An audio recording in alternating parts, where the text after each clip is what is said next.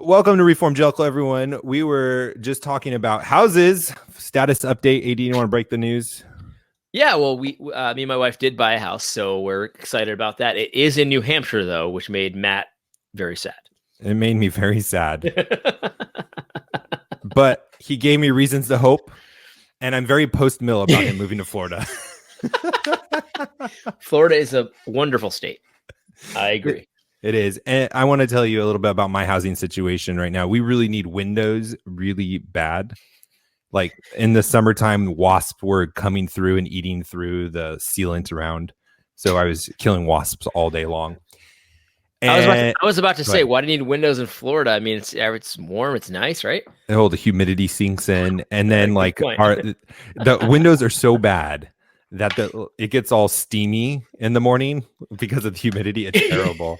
So we have 31 windows in our house. Okay.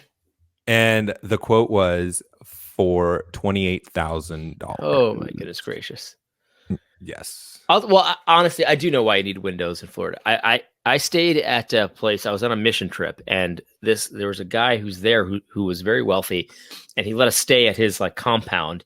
But even if you're wealthy in El Salvador, you still have to go by the state's electric company, which is very unreliable. So one day at night, the power went out, and so it's super hot. There's bugs. It's like a jungle. Mm-hmm. And I had to open the window, but I didn't want to open the window because every time you open the window, bugs and mosquitoes and moisture just comes in. It's a trade-off. And then you close the window and it's like oppressive heat. So like you have to choose your poison at that point. Mm-hmm. Yeah. And honestly, we're also going to get a permanent generator because I cannot sleep without air conditioning in dry, humid. I don't blame you. So in humidity, I would die. Yeah, I don't blame you at all. It was the worst situation to like have to trade off because like either you get eaten alive by bugs or you sweat to death. Mm-hmm, mm-hmm. Yeah, it's terrible. Anyways, you should move here. I'm just kidding. I do like Florida though, actually. So I think that Christianity Today watches the show and they've been affected by our conspiracy theory talk. You saw that? I saw that. Oh my goodness. We'll get to that in a second. But first, I want to say, if you do not watch us live, you need to start doing that. One, you support us. And two, you get to be in on the conversations. You get to be part of the show. So you can watch us currently on Wednesday nights at 8:30. But I'm strongly considering moving it to Thursday nights. AD, how do you feel about that? I like it. You do like it. Okay. I didn't know how strong you were. I knew you were considering it, but I didn't know how strong. But if you are, that's a good thing for me. That is a good thing for you. Okay, yeah. I think we should do it next week, 8:30 Thursday. And I'm strongly considering it because I was thinking about it today. Like, why do we record at 8:30 at night Eastern time? It's super late, and it's so that we can have viewers come join us on the West Coast. And then we have a bunch of people saying they want us to move to Thursday to join us, and I'm like, no, we're not doing it. Like, I'm just shooting myself in the foot. I agree. So there we go. Now and forever, confessional Reform Jellicle Confession 1 moving to Thursday nights. Yes. 8:30 next week. I like it. I really like it. And the best part is you wake up in the morning and it's Friday. And everyone loves a Friday. Yes, that's right. That's right. That just means that I'm going to have to really like stay up late though and make sure it comes out for the public. But that's okay. I will do that for our listeners because I love you guys that much. Follow us on all the social media sites, Reform Jellicle. Follow us on YouTube. Follow AD Robles' private channel as well, or his own channel. I shouldn't say private channel. It's for the public. And my channel, How to Build a Tent. And consider helping support us on Patreon, patreon.com/Reform Jellicle. And much appreciated. Much appreciated. And that's pretty much all the business we have. But so I want to talk about this little article that Christianity Today was talking about.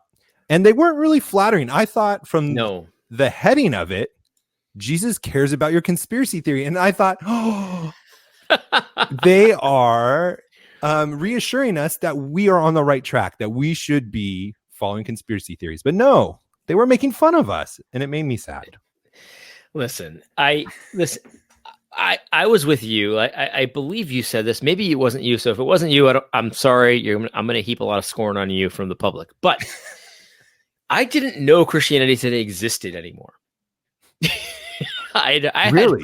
I had heard of it from when I was a kid, but I didn't know before that whole article about anti-Trump stuff. Well, they're a really wide, well-known magazine in liberal effeminate circles. So I totally will give you a pass. Cool. I'm Yeah. just too busy doing manly stuff, like like I'm just too busy chopping wood, strangling bears and stuff. Like that's what I'm busy doing. I'm not reading Christianity Today. I could see you having a bear in a chokehold in one hand and a white seltzer in the other one. Oh, White Claw, yeah. White Claw. Mango flavor. I love that mango. It's good. Bingo. But the thing that hurt me the most about the conspiracy theory is not that super liberal bent article about it, but they really think Epstein killed himself. And you just lost credibility with me on that one.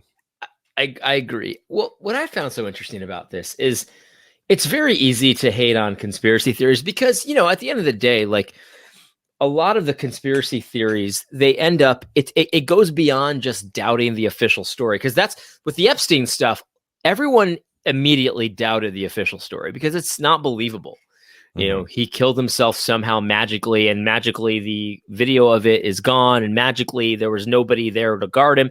Like that's unbelievable on the face. Like if you're a reasonable person, you're like, yeah, that's really hard to believe.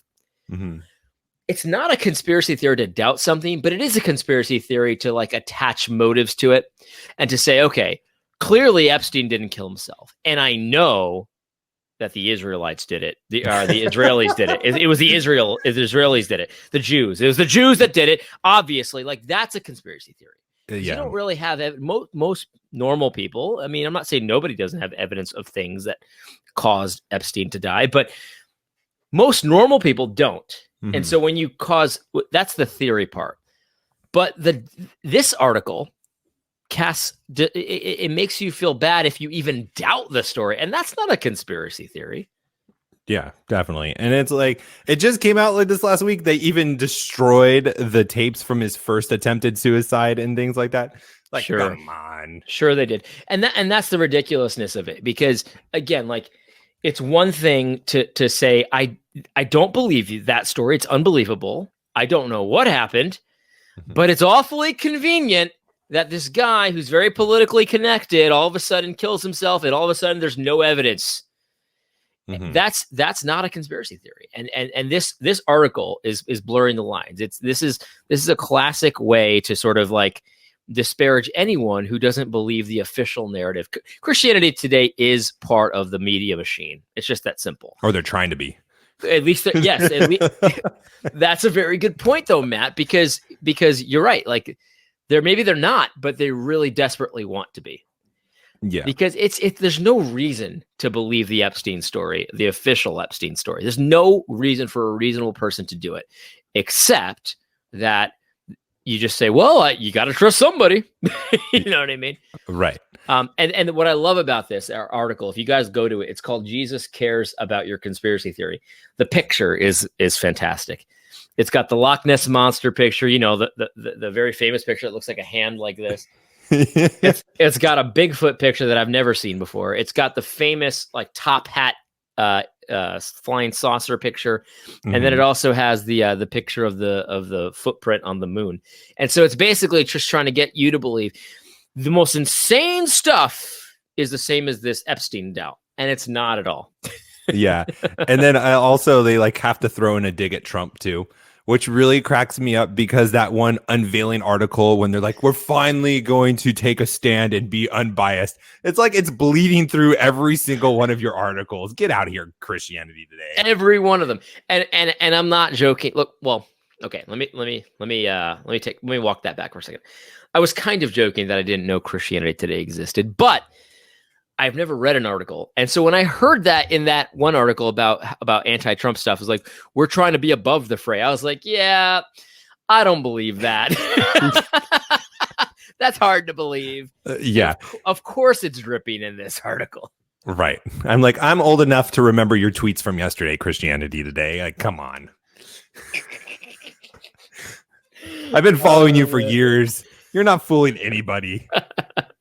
Yeah, and but this article is not all wrong either. Like, there are real conspiracy theories, and they mention some of this. It's like when you believe things about people and you have no evidence of it, and it's just all about, just assuming evil motives and stuff like that. Well, yeah, that might be a conspiracy theory. But what I want to really avoid is going from that to anyone who doubts X is a conspiracy theorist. That's not the case. Yeah. It's not the case at all. It's when you make proclamations about people that you have no idea are true. It's just convenient. And so one of the examples here is with Epstein. They're like, well, clearly Hillary Clinton killed him because she has something to gain from it. And yeah, she does have something to gain from that. But if I don't have any evidence of it, I'm not going to say that. That is a conspiracy theory. Mm-hmm. However, it's not a lie to say that Bill Clinton was involved with Epstein and he has something to gain from his death. That's not a conspiracy. That's a fact, obviously. Yeah, it's in the manifests. It's in the manifests. Right. This is a stone cold fact. Mm-hmm. And so I'm not going to say that Bill Clinton had him whacked, but I'm going to say that very clearly somebody had him whacked. Yeah. Anyway. And I think that's a great way to frame it and to make a distinction of like, yeah, we can question things. We should question things. We shouldn't just take things at face value, but then we should be careful not to assign motives and even to a point of slander or bearing false witness to people just because it's convenient or it fits. If we don't know, we shouldn't be assigning blame in any situation. It is very convenient that people around Clinton just die, but it doesn't mean that they killed them in this situation. Right. Well, definitely super convenient. And personally, I think it's enough, and I might get some flack for this, but I think it's enough to not ever even consider voting for them for anything. And it's like, well, if everyone around you dies, all of a sudden you tell me that you're pro-life. I don't think so. Mm-hmm. You know what I mean? Yeah. I might be wrong about that, but it's not. I'm not saying that you killed anyone, but I'm just saying I just don't trust you, and there's nothing wrong with that. Yeah. And in fact, there's most people I don't trust in politics. There's nothing wrong with that either. So I totally thought that Christianity Today, and here's my conspiracy theory, they watched the show because they brought this up. And I mean, who else in Christianity talks about conspiracy theories like we do? I mean, it is consistent. But then it was confirmed. That's right. It's right. It is. I'm telling you. And it was confirmed because that fourth picture of the moon landing, that is specific to us. Listen, they mentioned in the article, this is another kind of just a little piece of evidence that they really want to be mainstream. They want to so bad. They talk about something anti-Russia, and they say that most Russian citizens don't believe America ever went to the moon. It's like, oh, those stupid backwards Russians. I mean, they're just drinking vodka all day and all that kind of stuff. And it's like, well, okay, so let's just take a step back for a second. Is it a conspiracy theory to not believe something? I don't think so. I don't believe in evolution.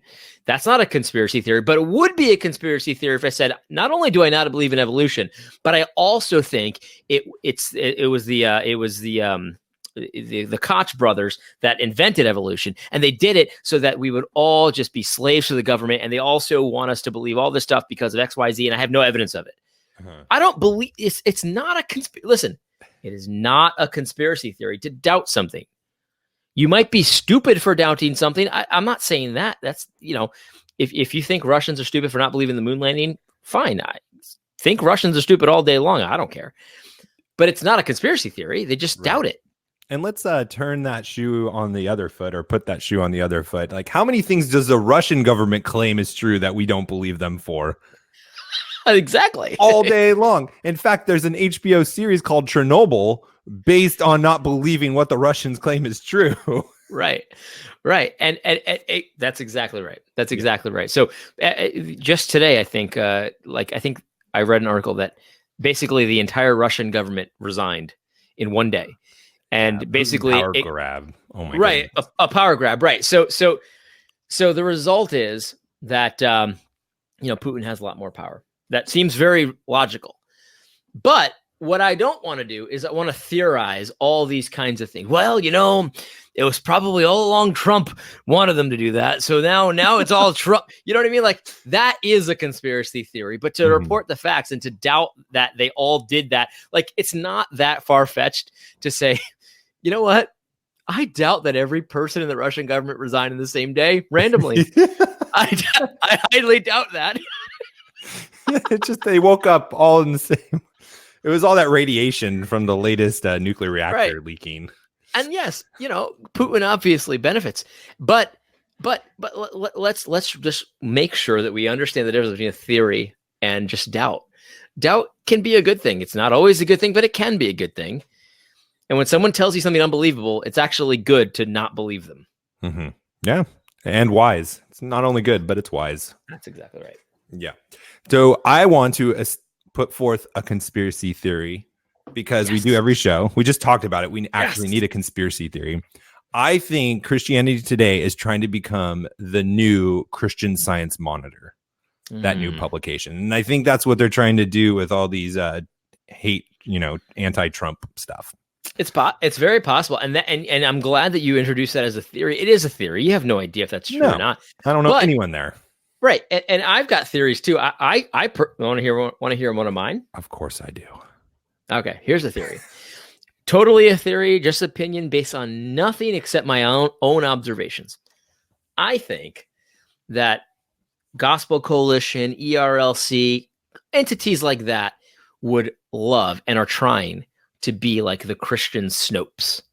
So they're like the gatekeepers. So like, if you want to know what's real, just go to the Gospel Coalition and we'll tell you what's up. And it's like the Snopes version. And I think that's what's going on. Now, do I know that's true? No, it's just a theory. That is a literal conspiracy theory. That would be a conspiracy. It's just a theory. I don't want anyone to believe it. I just think from what I've seen, that makes a lot of sense. That does. And it's consistent with just Christian business in general. If you look at Christian music, they're always trying to be like some secular, something, right? A secular band. We're going to be just like Pearl Jam or whatever it is. Let me ask you this. Have you ever been accused of being a secular version of something or a Christian version of something? Because I've been accused of being the Christian version of like Ben Shapiro or something. Oh, really? No, I have not. I have. Have you? No, I have not. Yeah, well, that's interesting. No. That's probably coming. I've been accused of being the Christian Dave Ramsey. No, I'm just kidding. Just kidding. I love Dave Ramsey. I disavow. That's pretty good. That was a good one, Matt. Thanks. So I like Dave. For the record, I like Dave Ramsey too. I love him too. I think he's great. And I think my show is actually a great addition to his. You get out of debt and then you start companies. Yes. So yeah, well, that's actually, I'm glad you said that because all right, I don't want to get in trouble. Do it. I know a lot of people like Dave Ramsey. Let's get ratings. I do too. I think he's really good about the getting out of debt stuff. Like, it's awesome. I think his investment and building and stuff, it's okay. It's not the greatest, but it's okay. But the debt stuff, second to none. Yeah. Yeah, and what is it great about it is not that obvious like life lesson that debt sucks. It's that he makes it a tangible thing that you can hold on to. And exactly. Yeah.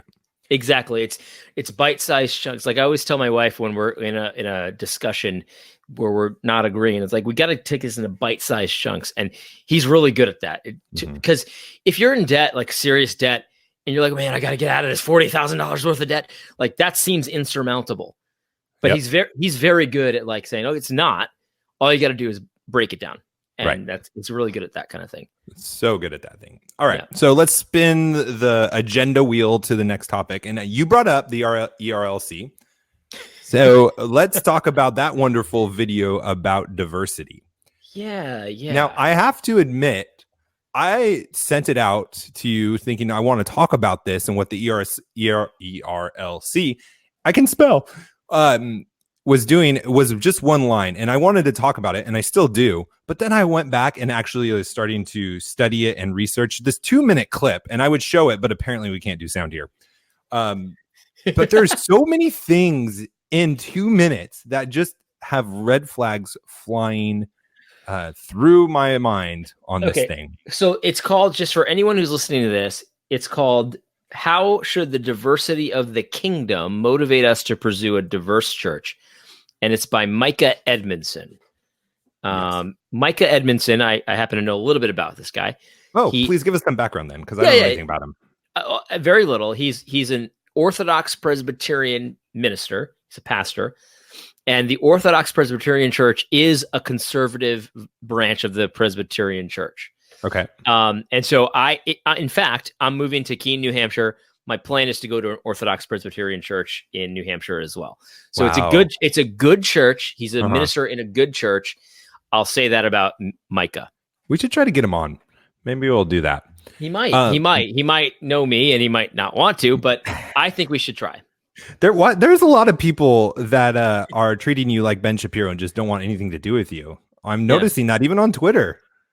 They think, because I have a little too much fun, I think, sometimes. I know. Liberal cannot have fun, especially Christian liberals. Like, that is the 1 + 1 = no fun. Yes, I'm telling you. Oh my gosh, that one professor on Twitter, she's like, I don't even remember why I muted him, but I'm going to block him just because you said so. Yeah, Karen Swallow Pryor, yeah. Well, you saw that. Oh. I'll say this, like every liberal who's ever talked to me in real life on the internet or even in real life, they always say, "Oh wow, you're a nice guy. This went really well." Yeah, I'm like, I am a nice guy. I have strong opinions, but I don't hate people. He has Winsome November. How can you not like him? I'm totally winsome. Yeah, you totally are. I'm totally off track here. Okay, so you have Micah this Edmonton, yes. Micah in Edmonton, Presbyterian Orthodox Church, conservative. We like the denomination, and we probably like Micah, but I like Micah. And like honestly, his foundations, his premises that he had, I was agreeing with. Me too. But his conclusions are starting to like kind of concern me, and I wanted to go through them. So one of the things he says is the kingdom of God has always been a multicultural kingdom. Yes. And well, okay, I think so. If you want to start at Abraham, I guess, and his kids, because he had the half Egyptian Ishmael, half whatever you want to call Babylonian. Abraham, and then he had the full Abrahamian or Babylonian Isaac. But then he says, therefore, we should pursue multicultural diversity. Right. And I should just premise this because I know we're going to have the people that are like, oh, you hate diversity, you hate racist, you're a racist, and all this stuff. Yes. I'm not against that at all, but I'm just wondering, like, okay, so this statement, we should pursue multicultural diversity. Is that any of our business? Like, I understand it from a business perspective, where I want to have diverse opinions, diverse thought. I'm not even talking about racial. I don't care about racial, but just like, I want different backgrounds. I want different, that kind of stuff. But from a Christian... Canceled. You're canceled. Canceled. I'm done. I don't care if we have a lesbian on the team or not. If they think the same way as somebody else, it's not a diverse team.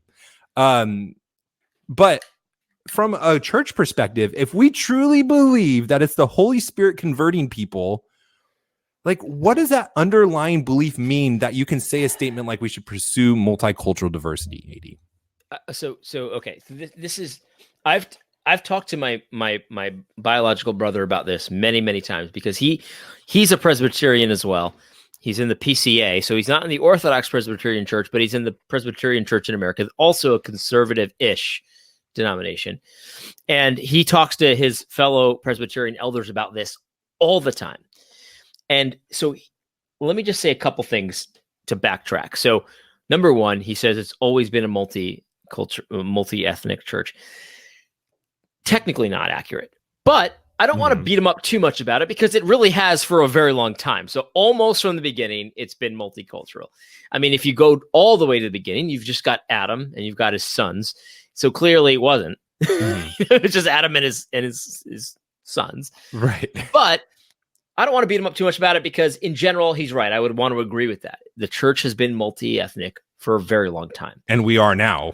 And we are. And undisputable that we are now. Right. So when people say we need to pursue the multi-ethnic church, you can rightly say we don't need to pursue it. We just have to accept it because it's already here. Yes. Okay. So that's number one. I completely agree with you, Matt. And I've talked to my brother Matt about this so many times. It's like, how do you get from acknowledging that the church is already multi-ethnic to we must have multi-ethnic local bodies as well, because that's really what he's talking about. He's not saying that we must have a multi-ethnic church in general, because he admits we already have that. What he's saying is we need to have local churches that express that same multi-ethnicity. And it's just assumed. There's nothing in this video that says why, and which I find so amazing, because the title of the video is how should the diversity of the kingdom motivate us to pursue a diverse church? And he never explains that. Yeah, right. Exactly. How should it motivate us? That's never answered in this video. All he says is that it should. And I'm not saying that it shouldn't. I'm just saying that you haven't given me a reason why it should. Because I know many people have reached out to me over the couple of years that I've been on YouTube, and they say, look, I live in this mono-ethnic place. I mean, yeah, we have a few blacks, we have a few Puerto Ricans, but we're a white town. And so, like, am I doing something wrong? What should I be doing to get more multi-ethnicities to my church? And my answer is always nothing. Like, the Holy Spirit is the one who converts. The Holy Spirit is the one who builds his church. God builds his church. And however he builds it, it's fine. What you should do is just make sure that you're not being partial. You're not doing anything that's driving people away necessarily. But it's the Holy Spirit's job. And so people say, oh, why are you against? I'm not against the multi-ethnic church. What I am against is the human engineered multi-ethnic church, where we are engineering it, not God. Because I lived in Brooklyn for a long time, and my neighborhood, I didn't go to a church in my neighborhood, but if I did, it would have been probably a very Middle Eastern church, a little bit Italian. There'd be very few Puerto Ricans, because there wasn't a lot of Puerto Ricans in my neighborhood. Because in the city, there's ethnic lines. It's just how it is. Would my church have been doing anything wrong if we didn't have 11% Puerto Ricans, because there's 11% Puerto Ricans in the United States? According to some, maybe, but I just can't see how biblically. Right. Yeah. And like I've said before, we've kind of talked about this, where like I want a multicultural church. Yeah. I love going to a church where it's not just, people from my background, because there is advantages, I think, from cultural diversity. And when I say cultural, I do not mean racial. Yep. Like, there's thousands of cultures, and it has nothing to do with race most of the time. It has to do with your families, where you live, and all of these different things. That's right. Like, a black person in Africa has a different culture than an American black person. A white person in America has a different culture than Europe or South Africa. Yeah. Right. Yeah. Well, and let me say something else too. I mean, I'm a Puerto Rican, and I know a little bit about these. I know a little bit about being Puerto Rican, and I've always known that there is some kind of a rift between Puerto Ricans and Dominicans. And if I'm not in these circles enough to be able to tell the difference between a Puerto Rican and a Dominican many times, if you showed me a person and you said, is this woman Puerto Rican or Dominican? I probably would get it wrong. I don't know. We'll just have them wrap a cigar, and then you'll figure it out. There's actually a few words that I could ask them to pronounce, and I'd get it. But if it was just based on looks, I'd be like, it'd be 50-50. But if there's someone that's really entrenched in these cultures, they'd probably be able to tell very quick. And they'd probably be able to tell just based on looks. And the reality is, like there are cultural differences that go beyond this most basic ooga booga caveman style division of how you look, right? Skin color. That's the most stupid division ever. Yeah, it is. It's as stupid as saying, "Oh, you have blue eyes, you think just like me, and you have the same opinions." Right. Right. It's seriously the same distinction. It's nothing. But anyway, no. But you're so right. I think there are advantages to cultural divisions. Listen. I'm not going to say that there's only advantages. I think there's negatives too, and I think that there's advantages to mono-ethnicities as well, and there's also negatives. Yeah. I mean, in business school, we talk about it all the time, where you have one of the biggest negatives of multicultural or a diverse team or whatever, is because there's a lot of conflict. There's a lot of misunderstanding. You have to spend a lot more time on communication because you perceive communication differently. Right. A whole bunch of stuff. So yeah, there are negatives to it too. It's not just always a good.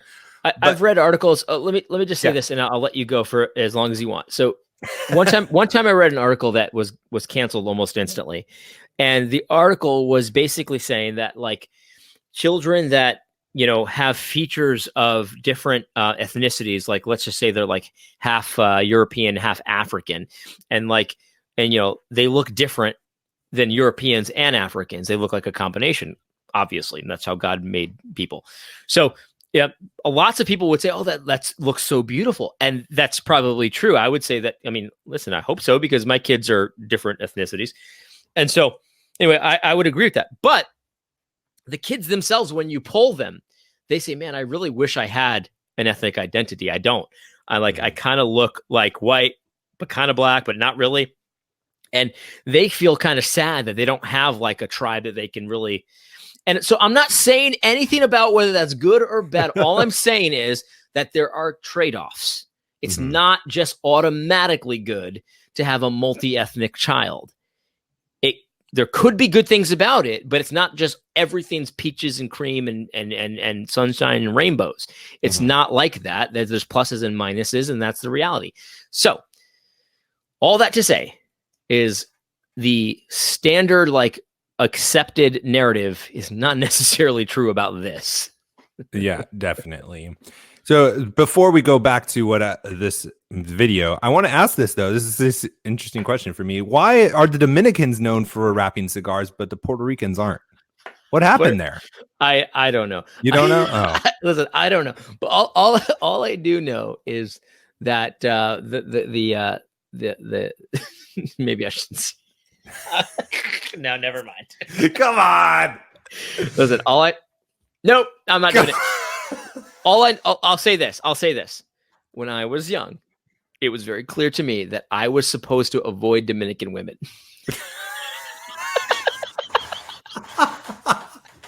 I won't ask you by who. All right, coming right back.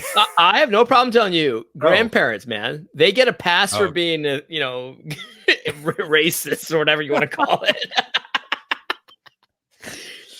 I was told. Listen, I'll say this. I was told that Dominican women are very violent.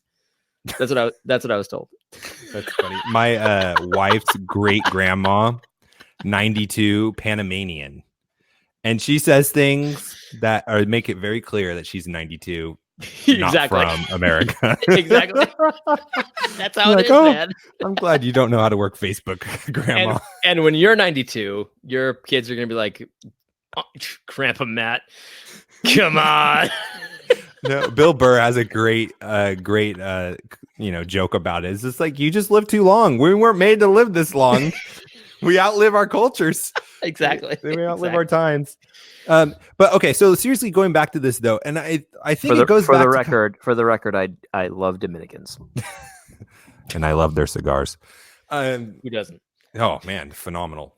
I recently bought from Costco a variety pack of Dominicans. They were all phenomenal.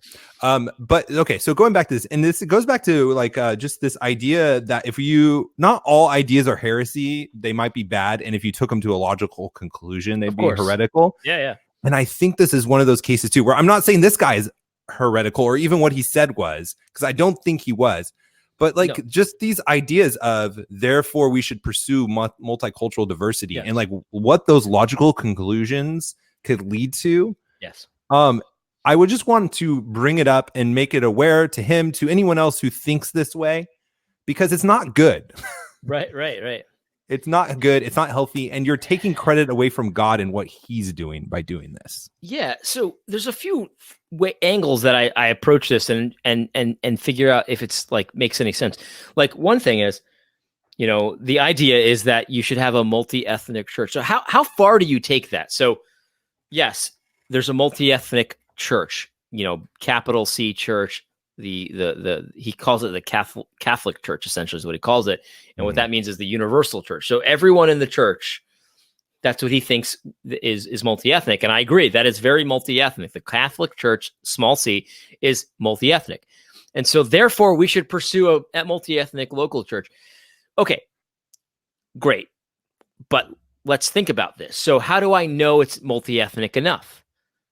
Yeah. One way is to say, well, the proportions should be proportional. A lot of people say that if you, whatever your proportions are in your city, your town, whatever, it should be proportional. And I say, well, why stop there? Why shouldn't it be proportional to the entire earth?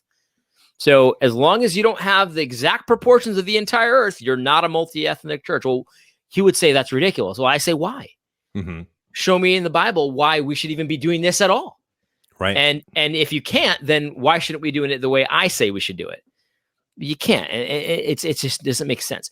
The other thing is, if we should be, so here's another way to look at it. If we should be doing this in our church, having a multi-ethnic local church because the kingdom is multi-ethnic, well, why shouldn't we do it in our marriages? So why wouldn't you insist on a multi-ethnic marriage? Because if we're trying to reflect the kingdom of God, why wouldn't we do it in our smallest kingdom, which is our household? Mm-hmm. And so it's like, okay, shouldn't we have a multi-ethnic household? Yeah, that's a good point. He probably wouldn't say that we need to. He would say that's probably, he would probably say it's acceptable to do that. It's very good to do that.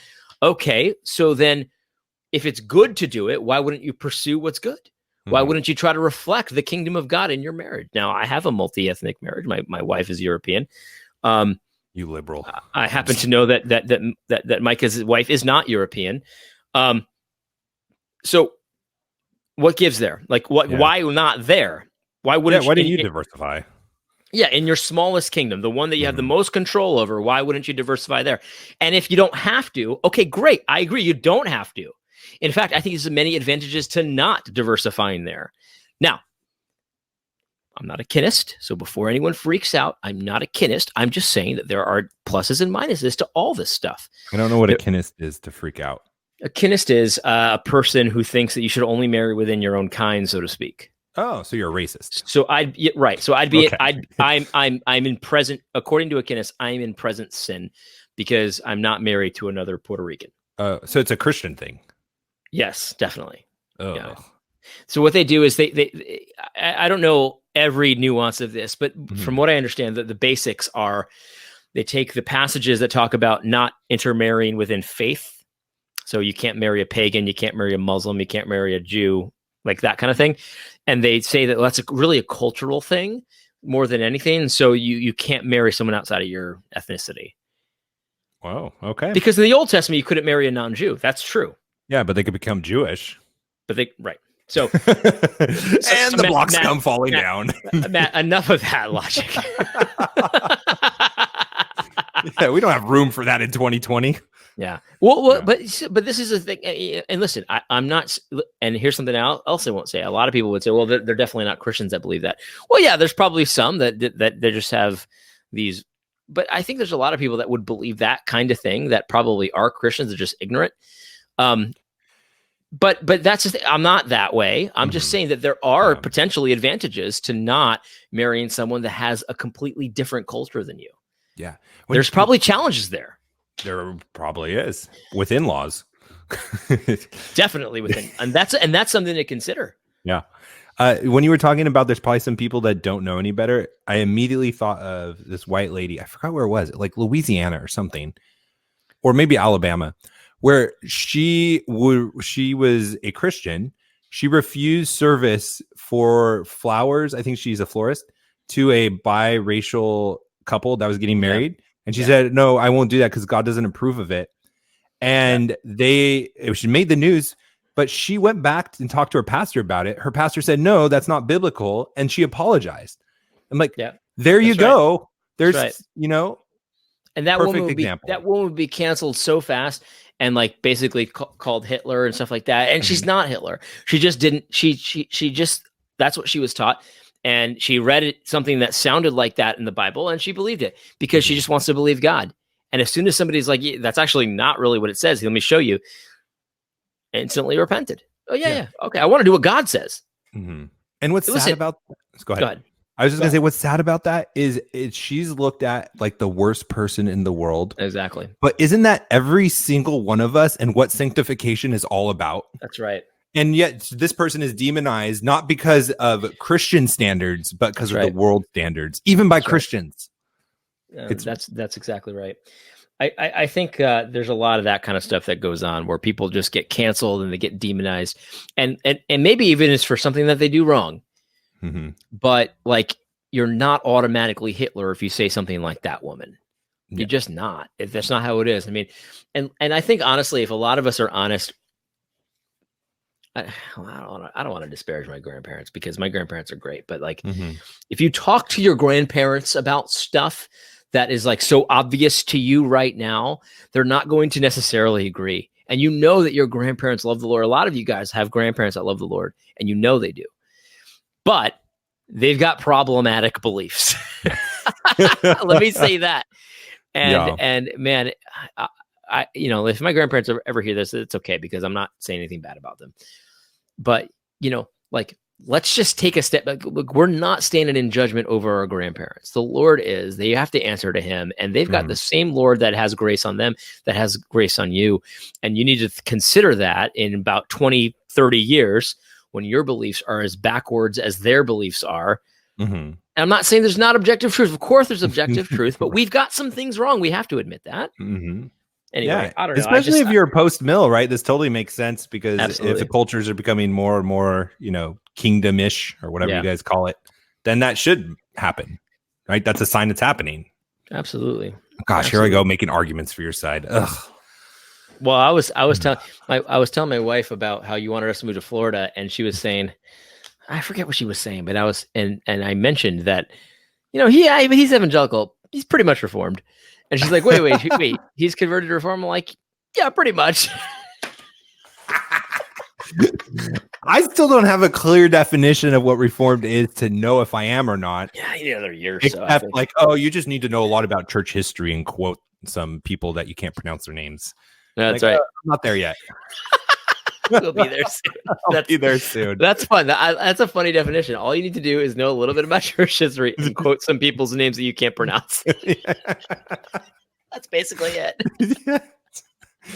Okay, speaking of quoting people, I want to go to a little tweet that you had because I think there's some common ground here between you and me. Let's do it. And you are, I don't know what this thread is about. It might be Federal Vision. I'm not sure. But you're retweeting a guy named Stephen Wedgeworth. Yes. And you said something that I completely agree with. This is important. Okay, so I should try to read it. I'll read his tweet first. These are not in strict opposition, but the former is... Oh, crap. I realize this is not going to make sense to anybody who's not reading the article. But anyways, to the effect of... You're talking about baptism, infant baptism. Can you just... Okay, please. Let me save me, please. I'll tell you. So... Stephen Wedgeworth was tweeting about covenant children, and what I would say about my children, they're all baptized, all three of them. One of them is a little bit over a year old. So if you asked him to articulate the gospel to you, he would probably slap you and say some babble. You know what I mean? He can't speak, but he's my baptized. Unbaptized son does the same. Right. Exactly. So he's baptized. And so I would consider him a Christian, and I would consider him in the covenant. The new covenant. So Stephen Wedgeworth is saying that, different things about covenant children and like what their status is. You know what I mean? He's talking, God has promises for your covenant children, this and that. Anyway, so Brandon Adams, who we had on this show, wanted a clarification because he's a Baptist, probably similar to you. And he's like, so what is this promise? Like, is it conditional? Is it unconditional? Like, God says he has promises for your children, but he may or may not fulfill the promises. Like, what's going on? Because we all know that some kids who are baptized, they end up not believing, right? Right. And so what do you say about them? So it was not really a real promise.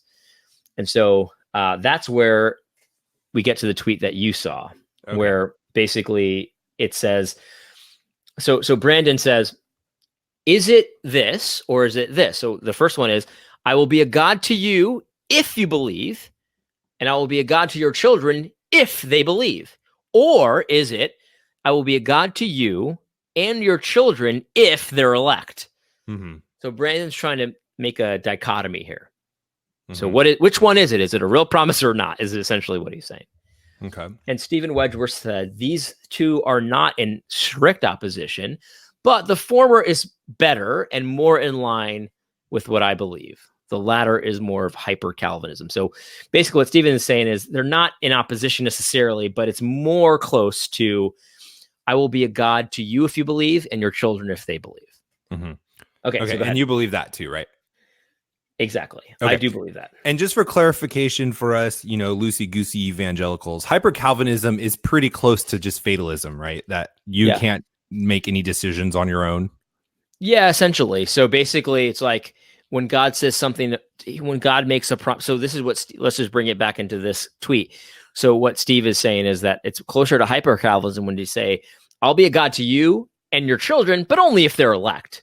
And it's like, it puts you in this position where it's like, you're always guessing, am I elect? Am I not elect? Are my children elect? Are they not elect? Like, and it's very, very fatalistic. It's just very like you cut and dry.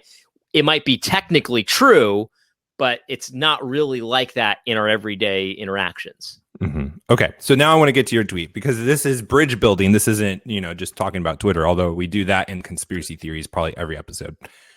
You said, this is important. Of course, it's by faith, but I fully believe that God works through ordinary means. I believe that I'll teach my kids the way they should go, ordinary stuff, in a parenthetical, and then ellipses plus one period. And I believe that they'll go that way. Yes. And I feel like I can 100% agree with that. Yeah. As a Baptist. I'm glad. No, I believe that I have ordinary things to do to be a faithful father, to disciple my children, and that's not enough. I need God to move in my kid's life. Yes. And I'm believing in faith that if I'm doing that, the promises of train up a child in the way he should go and he won't depart from them and all of those things, that God will work in their lives. Amen. Yeah. Yeah. Okay. I'm glad that you do. And the thing is, like, I hope you understand that, like, most Baptists believe that too, but a lot of Baptists like to say, but my kids are like these pagans and like they're not Christians, and like, I just have to like hope that eventually one day they won't be pagans. And that, like, that's kind of contradictory to what you just said, but okay. But anyway, go ahead. No, I'm seriously just talking this out. I don't have a big point to be made because I was reading that and I'm like, man, AD, I agree with that 100%. I'm in my prayer life praying and begging God to work in my son's life. Like every time I discipline my son, I don't just leave it at discipline, but I'm praying for God to forgive him of his sins and to fill him with his spirit and to work in his life and to shape him to be a man. Like, I understand that it's not my spankings that's going to save my child. Right. But it's true. Like, they can fall away. And just like I think you believe, your baptized child could be out of covenant, right? But you see, and this is the point of what I said. So those spankings and those lessons and the hugs and what you tell your child about God, all of that is a grace from God, and it's not like a wasted grace. It's not like just an arbitrary grace. Like maybe it'll work, maybe it won't work. I don't know. But like, there's a very big difference between a kid that grows up with you because you're following God's commands for your child, and a kid that grows up with a lesbian mother who doesn't care a lick about God and wants her son to find his own sexual way. Mm-hmm. Like, there's a very big difference between your son and that son. And that's heart-wrenching. We feel bad for that son, but we understand that the fact that God put that son, your son, in your family with you as his father is a tremendous grace for that kid. It's an ordinary means of grace. And that like we have to say, I think personally, that's not arbitrary. It's not like, well, maybe the lesbian son will be saved and maybe he won't, and maybe your son will be saved, maybe he won't. They have the same chance. I don't think that's how it works at all. Yeah, so that's interesting. So it's not chance. No. Right? No. And even not an extreme like lesbian, but let's just say a father that is there and by worldly standards is good, but is like, hey, showing it the porn collection at 13 or telling him to go have sex or whatever. Yep. That is completely different. Yes. To a faithful father teaching your son the commands of the Lord and stuff like that. Absolutely, it's different. And I love how David says it. It's not enough to teach them to obey the law, but you have to teach them how to love the law. Yeah, absolutely. And listen, I'm going to say something that's going to probably trigger people. It's okay, but it's not exactly like this, but there's some similarities here, because I believe that this is God's universe, and everything in this universe tells us about God, and God is present in everything, and God's everywhere. I teach my son that. I ask him, where's God? He says, God's everywhere. He's everywhere. And everything that we experience, everything that we see, it just testifies to the Lord. Mm-hmm. And so when I tell my son about God, it's not like he may or may not exist. No, it's that's God who did this. So let me just scale this back for a second. So when I teach my son that color in the sky, that's blue, I don't teach that to him with the assumption that he may or may not believe that that's blue. I just teach it to him as if it's obviously blue. That's blue, and you're going to learn that that's blue, and you're going to always know that that's blue. And so when I teach my son about the Lord, I teach him with as much as I can muster, because it's difficult to do this with as much faith as I have. But I teach him that the Lord is there, and he's there, and you're going to learn that he's there, and everything that you experience is going to tell you that he's there. And there's no way that you're not going to think he's there. Like, I just assume that he's going to grow up in that, steeped in that. And I trust that God is going to keep him there. And I understand that people rebel, but I believe that God is not going to let him stray from that way. That's my faith. I'm going to teach him what to do. I'm going to teach him what's what in this world, and he's going to stay with that. And I don't think it's out of line to just say to God, like, I'm doing what you've told me to do, and I trust that you're going to, keep him here. You know what I mean? Like, yeah. I don't teach my son in a way that's like, well, it's up to you. You know what I mean? You know what I mean? It's not up to you. It's not up to you whether the sky is blue or not. It just is blue. It's up to you to, like, accept reality or not, essentially. Yeah, for sure. And I just have to say this. It's like, there is a clear difference in your voice and just how you talk about this. You can tell that you are so passionate about this, and I absolutely love that. That's great. Yeah. But so this is what I'm seeing and I'm hearing. It's like, it's about how you view your children and their relationship to God that is the issue, right? It's not that your kid is this heathen that is no better off than the lesbian couple or the secular father that has a porn addiction and all this stuff. But there is tangible blessings that are attributed to a family of faith. Yeah, that's right. And you need to, and the hardest part about this, I think a lot of the time, is to accept this about yourself. So I grew up with a father who was a Christian and a mother who was a Christian.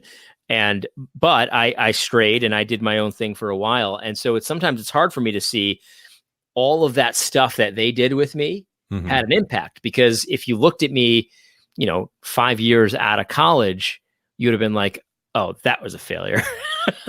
You know what I mean? They clearly, this is just random. He grew up in the church and now he's, doing lines of cocaine. And it's like, well, okay. But I can understand why you might say that. But my parents believe this same thing about me. They believe that if they taught me what to do, that when I was older, I wouldn't stray from it. And I did stray from it, but God brought me back. And I don't know. I just think that we should, when with our kids, we should have we kind of have to have faith, because we don't have a clue what we're doing. We don't have a freaking clue what we're doing. You know what I mean? And it's like, either have faith or not. I mean, God has promises for our kids or not, and it's not an arbitrary promise. It's not like, maybe I will, maybe I won't. We can't believe it like that. Yeah. It's not a formula, but at the same time, it's more than 50-50. Let's just be honest about that. What is more than 50-50 in a formula? The promises for our kids. And so I've said this many times to my brother, like we used to argue about this before, and it's like, it's not a formula. So like, if I teach my kids about the Lord, I teach them the way that they go. Is it automatically they're going to be believers? Like, it's like a formula. Like, no, it's not a formula, but it's also not arbitrary. It's not, God's not flipping a coin and saying, okay, well, okay, that one's a believer. Right. Yeah. You know what I mean? I totally agree with you on that. And so let me ask you this, and this might be difficult for you to answer. I don't know if it is, but I promise you, I'm not going to be mad or upset if you answer the way I think you're going to answer. Yes, take a drink of whatever's in that glass of yours. Bottoms up. So we admit, or we both agree, Baptist Presbyterian, that there's a clear advantage, distinction, however you want to say it, between the lesbian couple, secular dad, and the Christian family. Yes. Is there a distinction between the Baptist family that believes the same and the Presbyterian family that believes the same? That is there a difference in simply the ritual or whatever what do you call it? A sacrament? Do you call baptism sacrament, right? Yeah. Okay. So is that baptismal sacrament add to blessings, distinguish blessings? If both parents believe the same thing, because you and me we're tracking on everything right now at Baptist Presbyterian. Does your kids have extra blessings or extra status than mine? Great question. So I want to be sensitive about this because I want you to be ruthless. No, I won't. So I've got people that have asked me this exact question, and they do it with emotion and fear and trembling and stuff. And I've got people that have come to me and said, look, I believe in infant baptism, but I'm in this church that doesn't, and I want to stay in this church. And like, wow, what do I do? You know what I mean? Okay. And are my kids covered? You know what I mean? If I don't get them baptized instantly. And I always tell them to talk to someone more qualified in their personal situation than me. First of all, that's you pansy. Just say it. What I say is, no. I think your kids are covered, and I think it's like it's a serious issue, but it's not like God's like, okay, well, you didn't do the proper ritual, so your kids don't get covered in the same way that I promised every one of my followers' kids to do, every one of my people's kids.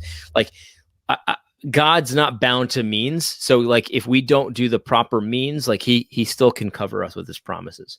We better hope so, because let's just be honest, none of us are perfect with what we ought to do. When it comes to we're all transgressors of the whole law. Right. So we better hope that that's the case. And there's a great quote from Calvin that I cannot quote off the top of my head that talks about this exact thing. So, and Calvin was a big time infant Baptist guy. So like, let's just get that straight. So, anyway, I didn't know that. So I would say there are advantages for me to tell my kids that they're Christians. They have the mark. They have the seal of the covenant. God claimed them in baptism, and I treat you like you're Christ because you have the signs and all that. I think there are advantages for me to be able to tell my kids that.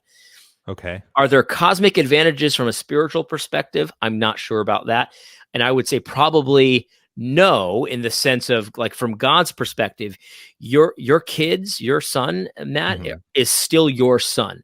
It's still one of his, because you're one of his, and that's your son, and that's how his economy works.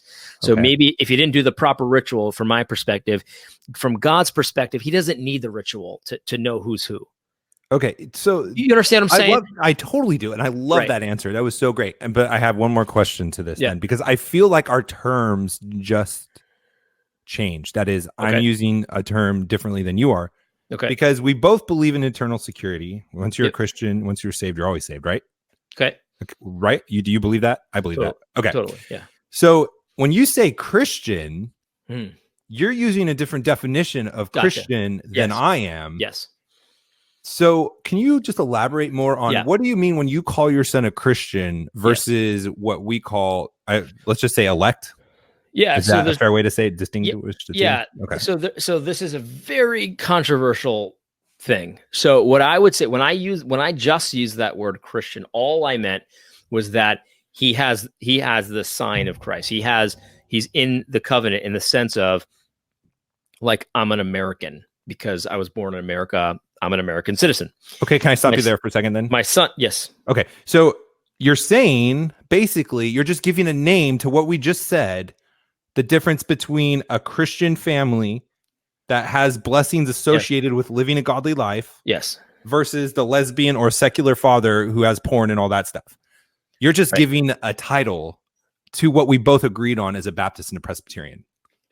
So I want to say yes, but it's a little bit more than a title, because God, okay, let's work with God, this. God does mark people out. So in other words, when God says not all of Israel are of Israel in the Bible, there is still an Israel there. So his people that are covenant breakers are still his, sort of, in a way, but they're not they're not like in the eternal, they're not in the end times. They're not Israel. So it's a little bit more complicated than that, but yeah, that when I just use the word like that, that's how I was using it. I was using it in kind of like a colloquial, like, how do you know the difference between a Christian or a non-Christian? Well, they're baptized. But if you're talking about the end times, when like the truly faithful are revealed, there's going to be less Christians than there were when, kind of like how we, you see what I'm saying? Yeah, I'm tracking with you. So you're saying they're acting like a Christian. They're acting under covenant, basically. They're getting baptized. They're going to church. They believe they're in marked God. out. They're part of the Christian family. Right. Correct. Okay. So I think you kind of switched on me, though, because we were talking a theme about family leadership and how we act as parents to children. Sure. And then you went to, well, not all of Israel is of Israel. There's certain elect to the children. So I missed that jump of. Sure. I hope this isn't boring to you. This is really fascinating to me because I haven't ever gotten into this with a Presbyterian before. Right. Well, we're almost out of time, but what I'll say is basically Screw time. Have you heard of the difference between the invisible church and the visible church? I believe so. And basically, real high level, there's the visible church that goes to church. Sure. But then there's the actual church that are the elect saved. Right. So you would agree that there are people that go to church and worship God with the church and pray the prayers and all that stuff, but on the inside they haven't been changed. They don't really care about Christ. Like, you would admit there are some people like that, right? I'd probably say a majority. So I wouldn't say yes, a lot of people would say it's a majority. I don't think it's a majority, but I think there are definitely some. And what I would say is that those people are who I would call Christians, but not necessarily saved. There are some like that. However, I don't really know who those are a lot of the time. And so I try to accept people's profession of faith. I try to say, well, if you have the marks of a Christian, I'm going to treat you like a Christian. And so that's what I do with my sons. I say, look, you have the marks. They're just kids. They don't really know much, but they have the marks of a Christian. They have not apostatized. I mean, they're only 4 years old, 2 years old, and 1 year old. So they clearly haven't committed apostasy. So I treat them as if they're Christians. I treat them as if they're the Lord's. And so they're in the visible church. Do I know for a fact that they're in the invisible church? No, but I have faith that they are, and I treat them as if they are. There's no reason for me not to. It's confusing either way. And let me say something. Let me just say one thing. The federal vision tries to uncomplicate this, and it doesn't. In my opinion, it doesn't. But this is one of the reasons the federal vision got off the ground in the first place, because of this exact issue. Wow. They thought this was too complicated, and they wanted to simplify it. In my opinion, they did not simplify it at all, but that was one of the missions. That's interesting because honestly, like, this conversation right now has clarified so many things for me and made it less, confusing. So to me, it kind of seems like you're taking, and you Presbyterians or whatever, Reformed Presbyterians, the same approach that Catholics take, in a sense. Is like, oh, I'm Catholic. I was baptized into the church. Was just, my family put me there, so I'm there. I'm a Catholic. And that's kind of how you use the term Christian. Yeah, some people don't use it that way, but that's how I use it. Yeah. But yeah. So, and then you're putting your children just like Catholics do. Basically, you're baptizing them into the church, but not the Catholic Church, into the Christian church. And it's up to them to leave. Yeah, sort of. Sort of. There's definitely nuances there, but at the basic level, like we just assume our kids are in the covenant. Yes. Okay. Interesting. And So it's not that we're assuming they're regenerate, but we're assuming that God has claimed them for some reason. They're in God's covenant, mhm.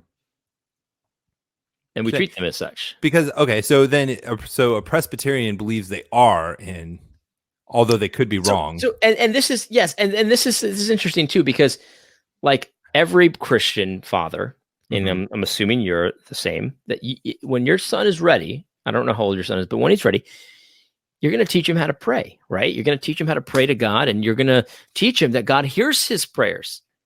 And I teach my son the same thing. You would not teach a Muslim to pray to God and say, God hears your prayer, Mr. Muslim, who rejects his son and hates his son and all that kind of stuff. You would never do that. You would never teach a witch or a servant of Baal or a Buddhist to pray and say, well, God hears your prayer. When you pray to God, as you conceive him in your mind, Buddha, like he's going to hear you. You would never say that to a pagan, but you would say that to a Christian. And so it's like, so you kind of assume your son's a Christian as well, because God hears his prayers. You teach him that.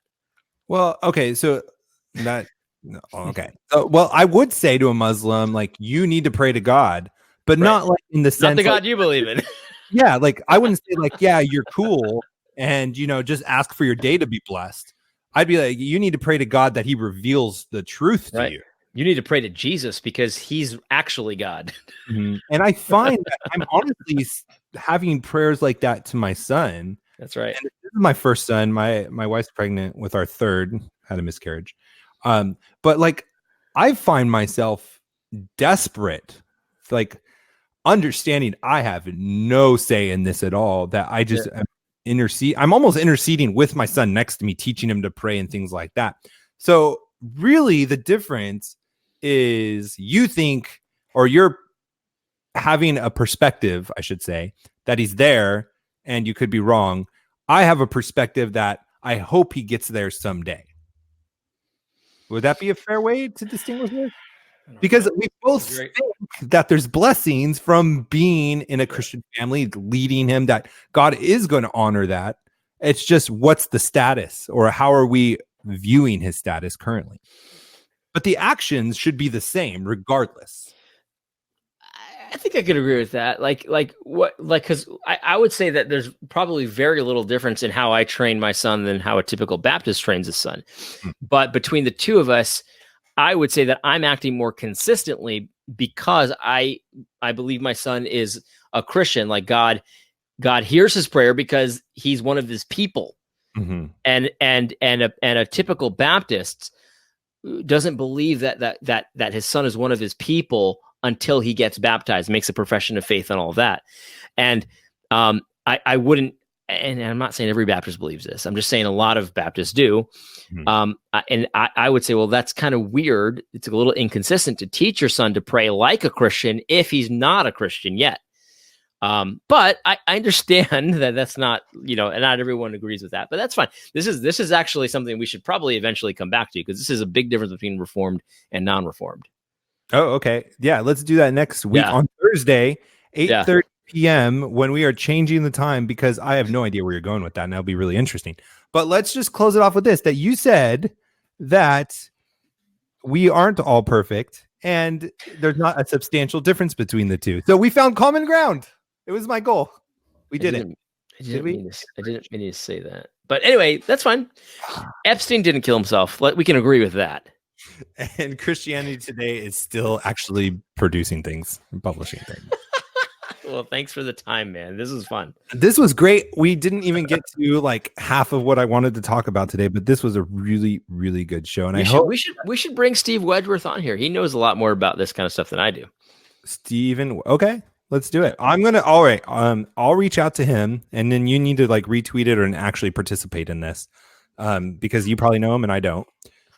He reprimanded me once severely. Yes, I'm going to do it again. You promote other people's channels more than ours. That's a good point. I need to do. Yeah, good point. And then maybe we'll talk to this Orthodox Presbyterian and see if he wants to come on too. I hope so. I don't know. I might have burned that bridge, but we'll see. I'm the bridge builder. You're the bridge burner. I'm the bridge builder. We'll see what we can do. Please follow us on all the social media sites, Reformgelical. Please subscribe to us on YouTube. Hit that notification button when you see us. We come out every Friday to the public. If you want to be part of the recordings, we are now on Thursday nights, 8:30 p.m. Go to patreon.com/reformgelical. Thank you for joining. Big Nick, you are always a fantastic audience member. Saying good night to the rest of you. Have a great evening. God bless. Adios.